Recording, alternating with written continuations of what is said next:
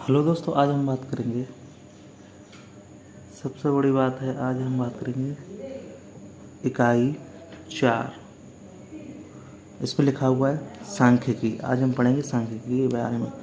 लिखा हुआ है कि किसी मोहल्ले में 10 परिवारों में सदस्यों की संख्या निम्नवत ज्ञात की गई है, तो आंकड़ों को आरोही क्रम में व्यवस्थित कीजिए।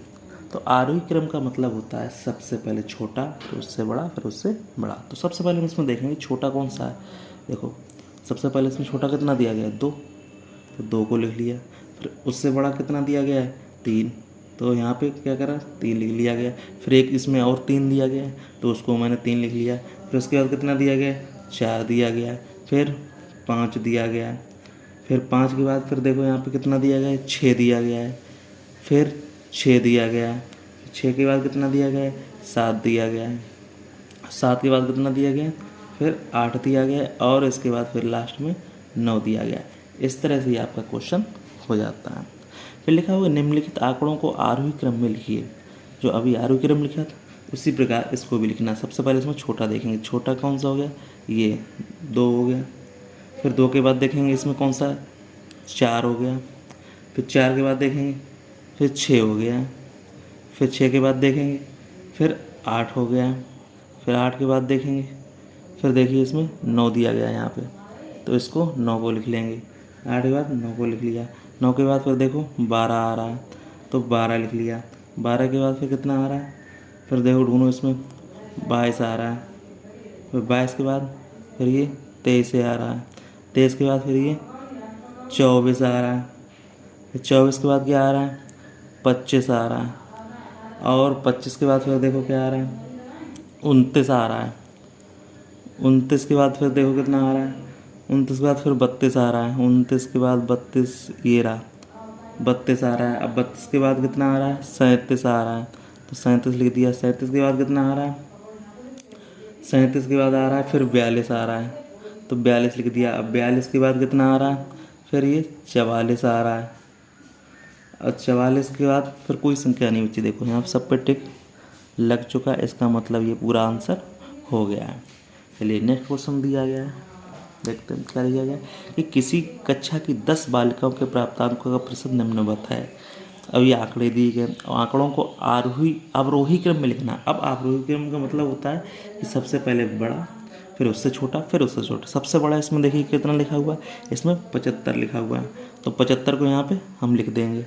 75 के बाद फिर देखेंगे कितना कितना लिखा हुआ है, 74। देखो फिर 74 को लिख देंगे। फिर 74 के बाद देखो कितना लिखा हुआ है, तो अब देखो छोटा कौन सा, 73, तो 73 को लिख देंगे। फिर 73 के बाद देखो फिर दिया गया इसमें 67, तो 67 को लिख देंगे।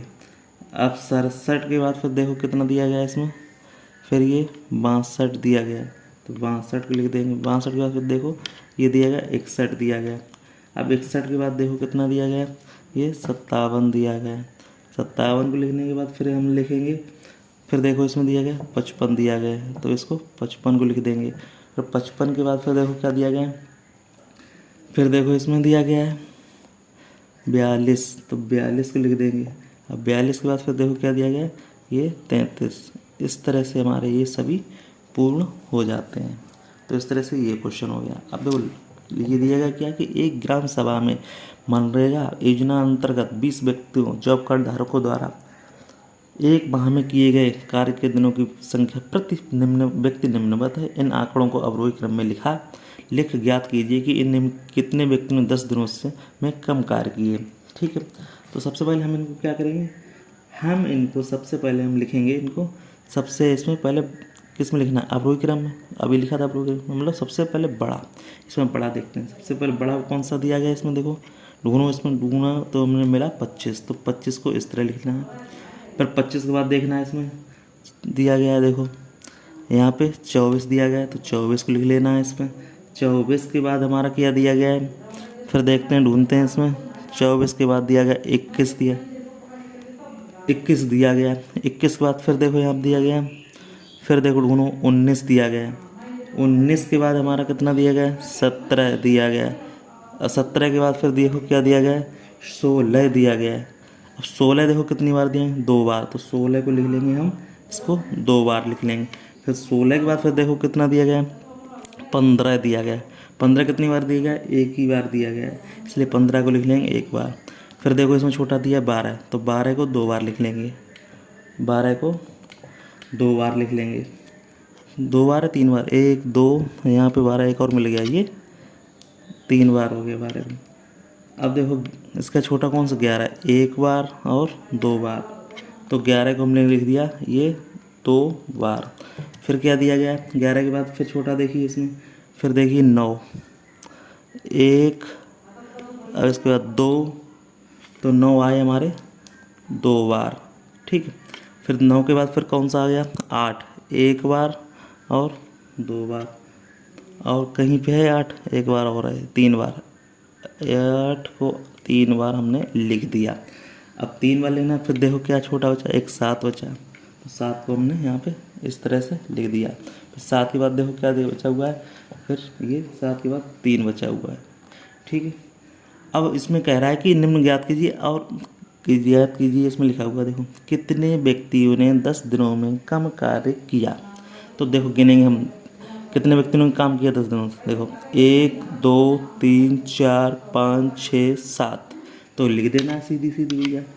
लिखो यहाँ पे ऐसे लिख दो, 7 व्यक्तियों ने क्या किया, 10 दिनों से